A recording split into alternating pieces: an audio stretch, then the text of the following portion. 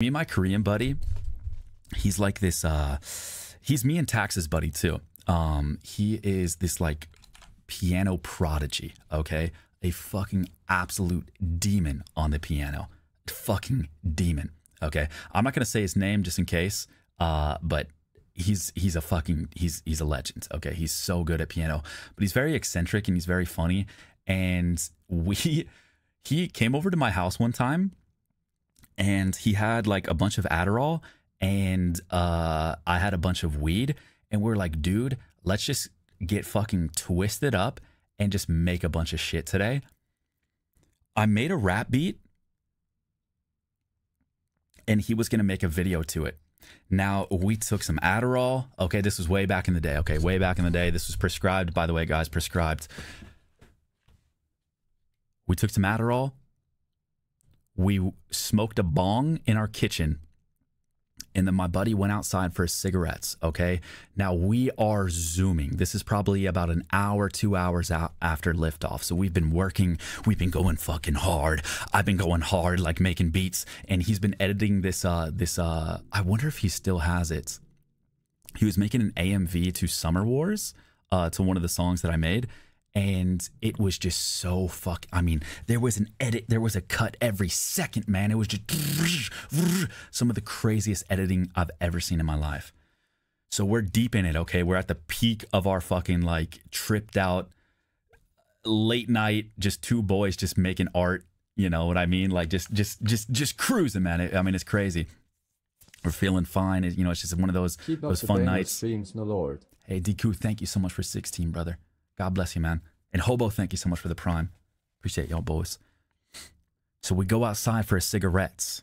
My buddy likes smoking cigarettes, okay? He's Korean. It's in his blood. He loves it, man. So we go outside, and we're talking about everything, man. This is when I was kind of thinking about moving to Japan as well. This was about a few months before I moved to Japan. So we're out there. We're feeling good. I mean, we're perked up. We're high as hell. We're just out of our gourds. And we're having some deep conversations, and it's just it's a really peaceful night out. I mean, we're in downtown Chicago. It's a beautiful night. We're in I think we're on like the 5th floor, so we're kind of looking down, and just he's smoking a cig and chilling. And I'm like, hey man, like this has just been such a good night. Like, let's get back to work. And he's like, yeah, let's do it, man. We go up to the door, and we are locked out. Now, it's late. It's late. It's the middle of the night. We're high as hell, busted off Adderall, high as shit, a few bong rips in, and our work is waiting for us on the inside. We are locked out on my balcony, 5 floors up, absolutely zooted. Prescribed, by the way. Mondo mega zooted, dude. What do we do? What do we do? We try everything. We try the credit card. We try a fucking piece of paper, everything to get back in. I had a roommate at the time, but he's a flight attendant. So where is he? Who the fuck knows? When is he coming back? Not the faintest idea. We are trapped outside the middle of the night with no way back inside. Now, you might think we're fucked. And spoiler alert, we were. We waited out there for like maybe 30 minutes, just like, I mean, we went through like the stages of grief. We were deciding, we were divvying up body parts, like who's going to eat who first, you know? We didn't have our wallet. It's not like we could go to the store and, you know, pick up some snacks. Okay, we're in survival instinct mode, okay? I asked the motherfucker, I said, dude, is gum wrappers conducive for starting a fire? He said, dude, I don't know. Oh, shit, man. Okay.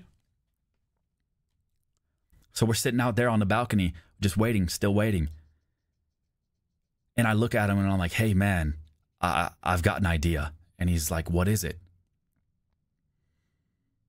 And I'm like, what if we wait by the front door and we just follow somebody inside, and at least we can wait inside, like in the little stairwell? Okay, so it's a Chicago apartment, so it doesn't have like a lobby, but it just has like an inner place where the stairwell, you know, goes inside, and you walk up to your apartment. And he's like, okay, you know what? That's a good idea. That's a really good idea. So we go to the fronts, and we're standing at the fronts, just waiting, sitting, trying to act natural, trying to break into the place that I live, essentially. Some lady walks by. Okay. I don't recognize her, but she starts to slow down. Oh, shit, this is going to look bad. But you know what would look worse is a dead white guy and a dead Korean guy huddled up in front of some building in Chicago due to exposure to the elements, okay? I think that would look worse. She opens the door, and we just tail it in. And we say, oh, sorry, we live here. We don't even give her an option to response. We just tail her in, and we go inside. Boom. We're inside. She wanders off, and, you know, she's obviously just kind of sketched out, but you know, I'm like, hey, I live here. We got locked out. And she's like, oh, okay, sure, whatever. And she runs and like the Simpsons when they run away, except it's her going into her apartment. We're inside. Okay, we're finally warm. Finally warm. Finally. We have a roof over our head, but we're still not in my apartment where all the weed stuff is. This is illegal, by the way, at this point. Well, it wasn't weed, but and this actually never happened, by the way. All of the weed stuff is just out, so it's not like we can call the cops like, hey, bust us in, or call the landlord. Everything's just sitting out exposed.